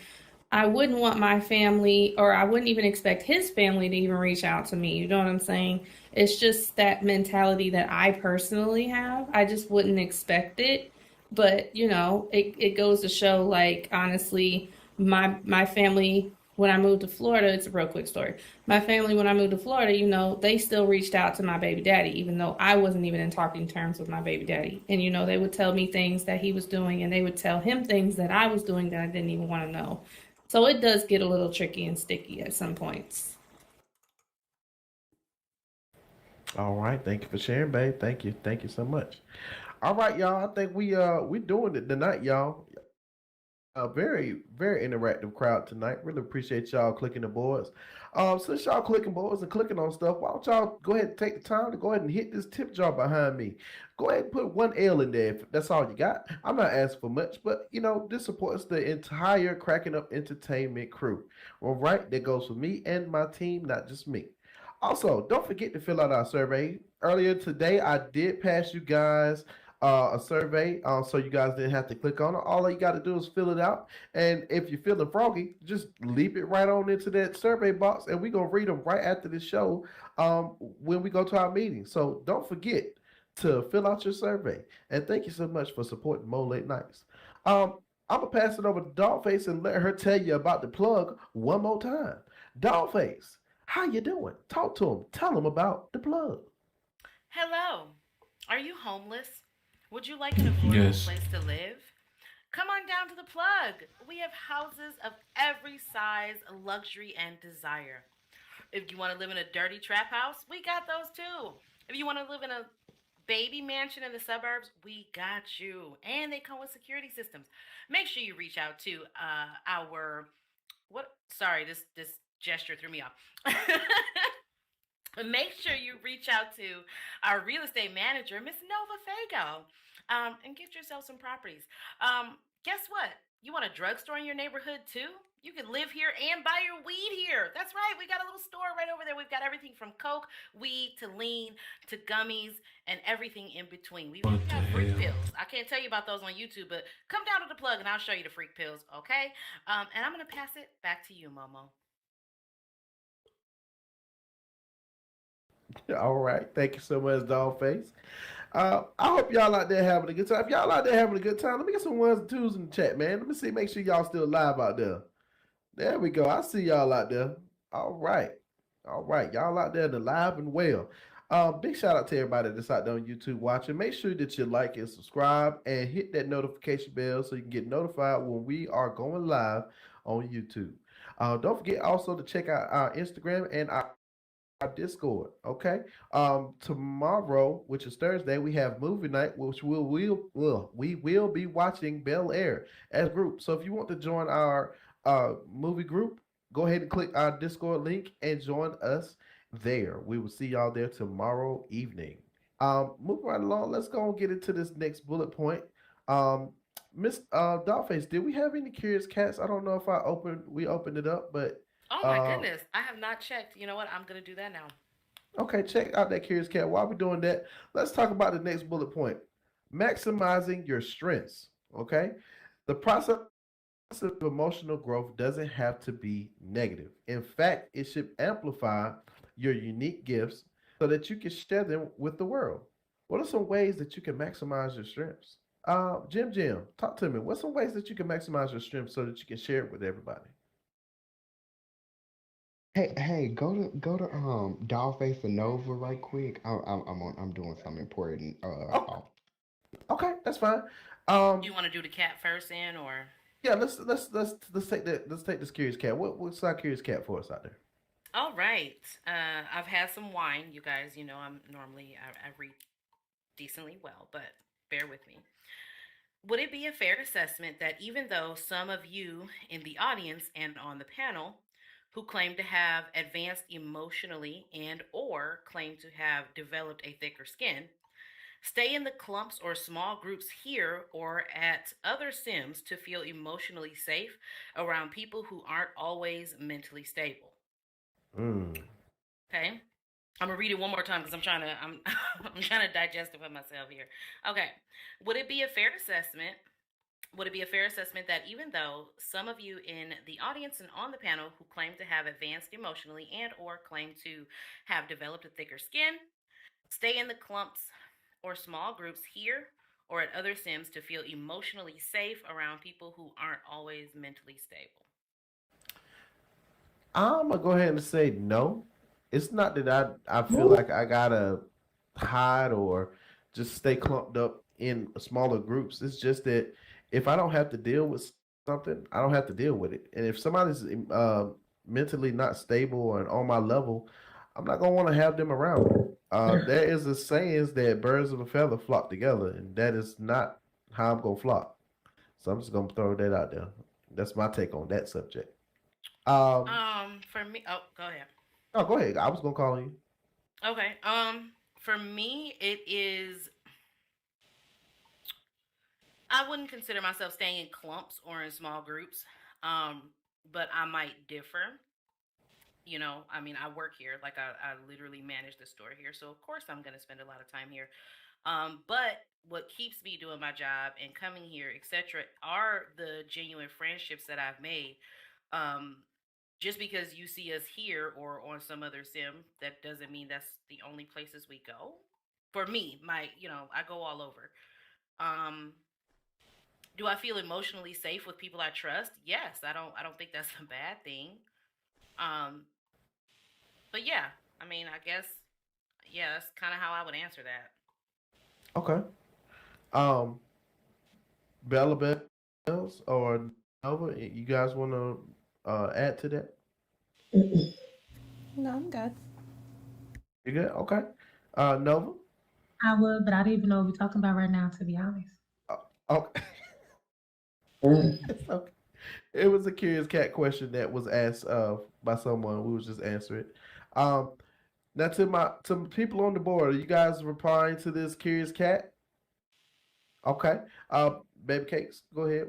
How you feel about So, as much as people like to think that no, I'm taking that back because I'm not friendly.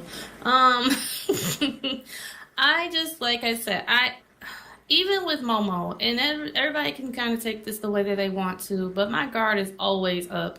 I don't run in clumps. I don't run in groups. I don't run in circles. I do me, and you can literally ask Momo. I will sit on my plat on here and be to myself. I will sit in a room and be to myself. I don't need the acceptance of people. I didn't crawl out of my mom's coochie to be liked. I don't go around trying to be liked. I don't try to gain acceptance. It's just me. Honestly, I don't trust people. I have a very low trusting mechanism, or a real high trusting mechanism, I guess you could say. I just really don't trust people. And then to answer that question, it would be a definite 100% no. Because I drop down, I like conversation, and I respond to it. But that doesn't mean that I run in clumps or groups of people. So no. Roll with me.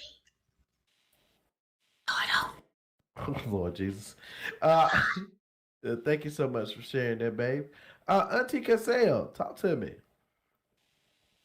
I feel like you can just never be too safe anywhere. Even with the people that you claim to love and you think that they love and trust you in return, it's the secret thoughts in the back of people's minds that they don't say out loud that you really can't trust, to be quite honest. And as far as people just flocking together in certain areas, I mean, there is some truth to it, but not really. I mean, if you're self-sufficient and you have your own mind, nobody can really push or pull you in any direction that you don't want to be in. But at the same time, if you feel as though your social currency, if you even care about social currency, if you believe that you're hanging out with a certain people or in certain sims that have a certain type of demographic that could pull your social currency down, then, I mean, it kind of is what it is. It's really all about where you choose to take your role play. So. All right. Thank you so much for sharing, Auntie Cassell. Mister, talk to me. What you got? Oi, mate. Well, Oi. since the question that wasn't a question, but was actually a statement veiled as a question, a statement like a Scooby Doo villain pretending to be a question, uh, I will actually just a question. When somebody has a high degree of emotional health, they call it, quote, self actualization. So if you follow the Maslow's hierarchy of needs, if you believe in nerd stuff like modern psychology, like some kind of a fucking nerd, the top of that hierarchy of needs is self actualization. And what that means is you realize your own potential. You've looked inside yourself. You know who you are. You know what you are capable of. You are happy and proud of that. And you are acting in a way that helps you express and reach and awaken your full potential. That is considered the highest emotional state of being for a human being in America, self actualization. It doesn't matter who's around you. You'll notice that whole definition is intrinsic. It's all about how you see yourself, how you take care of yourself, how you regard yourself in this world. There are some extrinsic motivators, but the primary drive to a person with a high degree of emotional health is largely internal. You can say that people stand in their cliques or they stay in their echo chambers. I feel like that's a little bit of a cynical assessment. That's not a very honest approximation, and you should be ashamed of yourself for that. I feel like people make friends and choose to spend their time around their friends. Simple. It's a simple explanation for a very simple phenomenon. People like to be around people that they like. But you know, you could be like Nova and not have friends. Who knows? Shade. The shade being thrown in the chat today. All right. Move right along. I guess that's it for that curious cat. Oh, looks like Babe's got one more thing to say. Go ahead, babe. No, I was just gonna say that's why me and Nova get along because we don't do friends. I don't feel like that's shade at all. Like, I mean, we just got our guarded up. We don't trust everybody. Some people need to learn that lesson because people get friendships, and that's when all they shit we get aired out and stuff like that because they trust too damn easy. And I'm not saying you can't trust at all, but you just gotta be careful with who you throw your information at because not everybody is quote unquote friendly with the quotations. Just saying, like the air quotes. I'm just saying, like I have been friendly in the past, and it backfired and smacked me dead in my face. So I learned my lesson very well, and yeah, I don't feel like that shade at all. I don't do friends. I either do associates or you consider my family, and if you get that family title, then you higher in rank. You very high in rank in my life, honestly. So yeah. All right. Nova, I see that you want to talk. You don't have to click the board. You just talk. You on the panel You list. told me what to do. I just wanted to chime in on what my girlfriend said because, like, I only been on Second Life for a year. Like the Nova y'all know now is, this bitch that don't give a fuck, real ignorant. Yeah, that's me now because when I joined, I actually did trust people and I did consider people to be my friend, and that backfired. So, yeah, y'all can blame them for the Nova that y'all get now because I used to be a real nice Am I bitch. Now I'm just a interrupting bitch. a therapy session? Oh Let no, me tell you. this is a talk show. We're live on YouTube right now. Uh, You come in and Whoever that is, I don't enjoy like the her. show. I'm weak. Here we go. All right. Um, let's move right along to the next bullet. Oh, Mr. Mister has Hi, something that he Joe. wants to say. No, I just wanted to Mr. empathize with. I wanted to empathize with Nova. I've only been at SL for about a year and a half, so a little bit longer than you, Nova. COVID brought me indoors, probably the same way it did you. I have yet to be burned by a friend on here. I'm knocking on wood as I say that. I have yet to be burned because, like what you and Debbie are saying, I'm similar in that I know the difference between a friend and an associate. I know your name and I can speak friendly with you. That makes you an associate.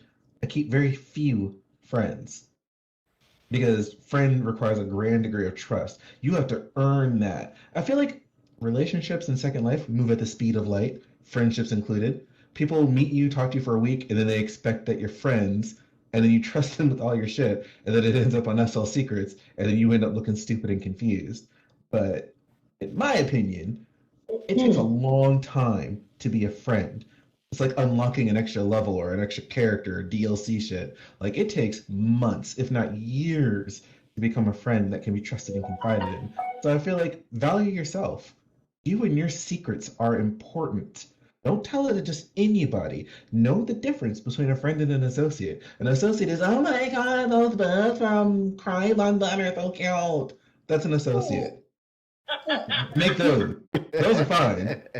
But don't be telling people the deep, dark secrets. When I was 7 years old, my goldfish died and I never got over it. No! That is for your friends. Don't be telling people yourself like that. Next thing you know, they gonna be like, "That's why your goldfish died, bitch." Real quick, because You I know what I'm wasn't saying? done Like talking. so. Somebody rude interrupted me. But Debbie is not my friend. Debbie is my girlfriend because I have conversations with Mike. Debbie about real It's life things. Cassie. Cassell. Hey, Like Cassell, my Auntie kids. Your Cassell, mic the on. mic. Oh, I'm sorry. I don't like shit. But no, Debbie is not my friend. Debbie is my girlfriend because we talk about real life things. We don't talk about Second Life shit because we do different shit in Second Life. But we have conversations about our kids and we have conversations about, shit we go through in real life. We cry to each other. So she's not my friend. She's more than my friend because we talk about more than Second Life. So I don't Okay. want no friends on Second Life because I don't trust y'all bitches like I trust her. Just saying. Okay. All right. Uh, y'all. Hey, listen, man. I'm having a good time tonight, y'all. I hope y'all are having a good time as well. I really am. We're gonna try to get through these last bullet points real quick, but I do believe we have a special announcement. I'm gonna pass it over to Dawn and let her bring this in real quick. Hello. Hi again. Tomorrow here at the Plug, we're going to be having a block party. So again, if you're homeless and you want to tour the homes, or maybe you just want to hang out, play some games with us. Again, we'll have food. So if you're homeless, come eat and just hang out and buy some drugs. It's going to be an all day thing. We will have DJs. That time will be determined, and noticed tomorrow. So make sure you are in the plug group and in the plug Discord. Um, and show up. Show up and eat our free food and hang out. Okay, bye. Yeah, just to let y'all know, I will be on the grill again, grilling glizzy. So if y'all want a good old burnt hot dog, come holler at your boy. Um, There hey, will be look, man. vegetarian and vegan options. We will have salad and grass. Nobody want to eat Oh grass. God. I ain't eat no grass. Man, we're talking about some salad. We're talking about a block party. We're going out. We having meats, all the meats, like Arby's. Okay, but Anyway. we cannot be Vegan insensitive. grass. Momo, you gonna bring the potato phrases. Okay. Okay, all right. So we'll Real have gra- spring mix salad, and then we will also have an assortment of different grass types. What the fuck is spring mix? Real quick, because I I'm don't gonna know. know what my spring body mix is lettuce lying. is? I don't have no spring mix, nothing. It's some A cheese. bowl of grass. That's all it is. I'm mad at cheese. Fuck, are we cows or something? Okay. Bowl of grass. Okay. She think y'all gonna get turned into prime beef. All right. Okay, wait a minute. We'll talk about this later, y'all. Let's maximizing your strengths. Maximizing your strengths. Yeah, the real process of emotional growth doesn't have to. Momo can't stop laughing. No, not yet, because we didn't start right at 8. We good. Maximizing your strengths, everybody. The process of emotional growth doesn't have to be negative. In fact, it should amplify your unique gifts so that you can share them with the world. What are some ways that you can maximize your strengths? Let's try to keep this as simple as sweet. We're going to try to go ahead and finish up for YouTube. So let's go ahead and knock this out the park. Bella, how can you maximize your strengths? Short and sweet. You ruined my answer now. I'm sorry. It's okay. Basically focusing on them. I mean, there's controversy with, like, think a lot of people on, perfecting, weaknesses, or I remember when I was in a debate class, that was actually a topic, like, they analyzed the SWOT analysis. I don't know if anyone's familiar. I don't want to get to educational, but it basically revolves around strengths, weakness, opportunities, and threats. And, my professor had said, which one do you guys think is most important to focus on? And he wasn't even talking about in a business aspect. He was talking about, as a person. And the answer was strengths, that, you want to focus on your strengths instead of your weaknesses, because if, let's say you practice something that you're not good at, right? The chances of it actually being productive for you, it's actually going to be more work for you, which is what the conversation kind of came down to. Whereas if you hone in on something that you're already good at and you capitalize on it, and you work at it to, like, the highest potential that you possibly can, your chances are a lot greater, because it's something that comes natural to you. As well as when people talk about stuff like talent, knowledge, and skills, talent isn't innate. It's natural, whereas skills and knowledge is something that we acquire. So just to sum it up, make it short and sweet, I just focusing on your strengths and, maximizing it to your greatest, I got a text, sorry, your greatest potential. That's all. That's my short and sweet. Okay. Thanks so much, Bella. I like that. Dollface, how do you maximize your strengths? You go, girl. I was connecting with you. Doll, you What there? Bella said. Hold on. I'm on the phone. Hold on. I'm sorry. Okay, everybody's getting phone calls. No, Fago, you got a phone call too? How do you Nobody like you. Okay. How do you maximize your strength?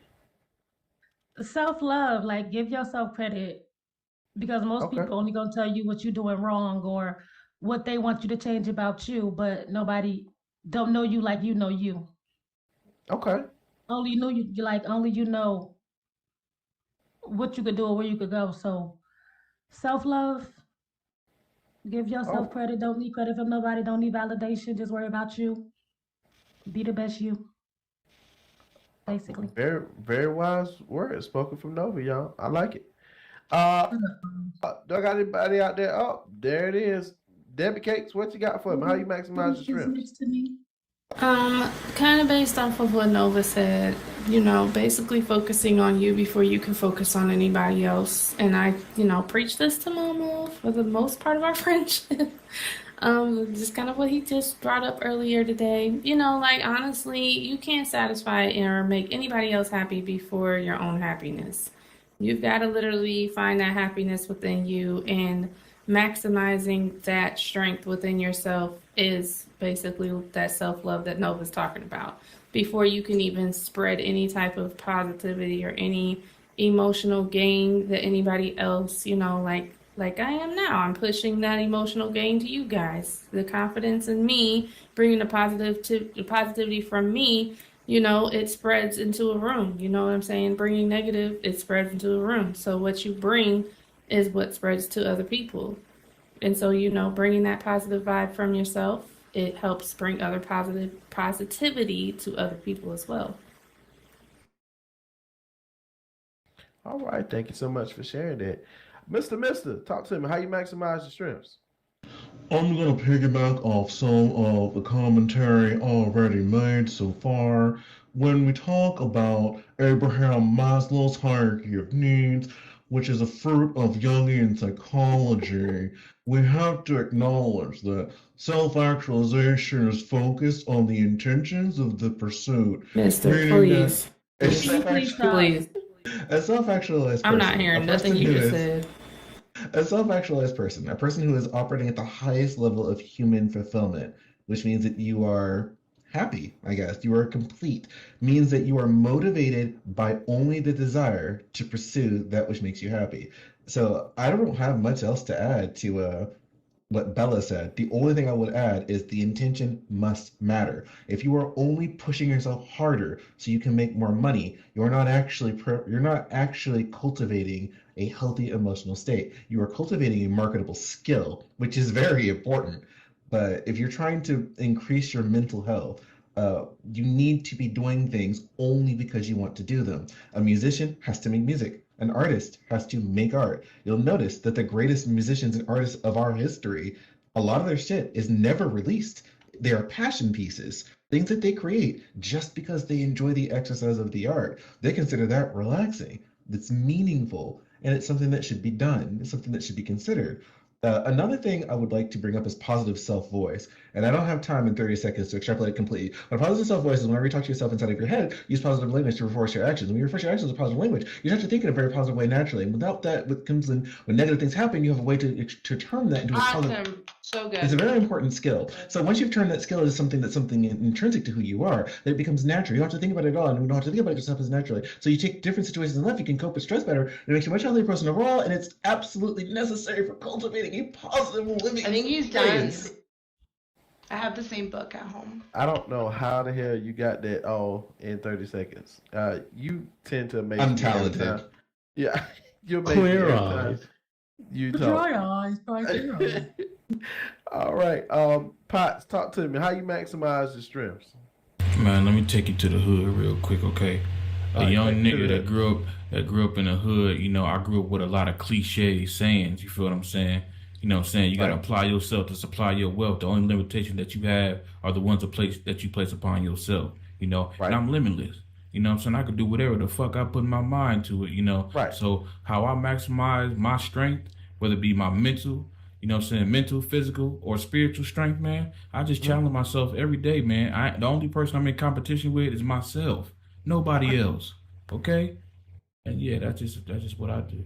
So you said challenge yourself. All right, that's what I'm talking about. Very positive words spoken here tonight, y'all. Listen, man, I think we had a very great show, and I don't think we. I'm sorry, I mean to cut you off, but the key to life is to be better than who you was yesterday. Apply yourself. Apply yourself.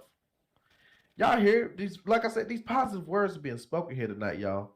And listen, man, thank y'all so much for coming through tonight, for tuning in, for enjoying yourself. Listen, man, we talked about emotional growth, and I really hope that if you learned anything here today on the show, is that you have to love yourself. It doesn't matter what everybody else thinks about yourself. Love yourself first, and move accordingly with that. Be strong, challenge yourself, and make more positive decisions. And don't be scared to be yourself and show out in front of everybody, because haters gonna hate and ballers they're gonna ball. But it's your boy Momo. We gonna finish it up here, and as I always say here on Mo Late Nights, peace, love, and soul grease. Thank y'all for tuning in. We'll see you next time.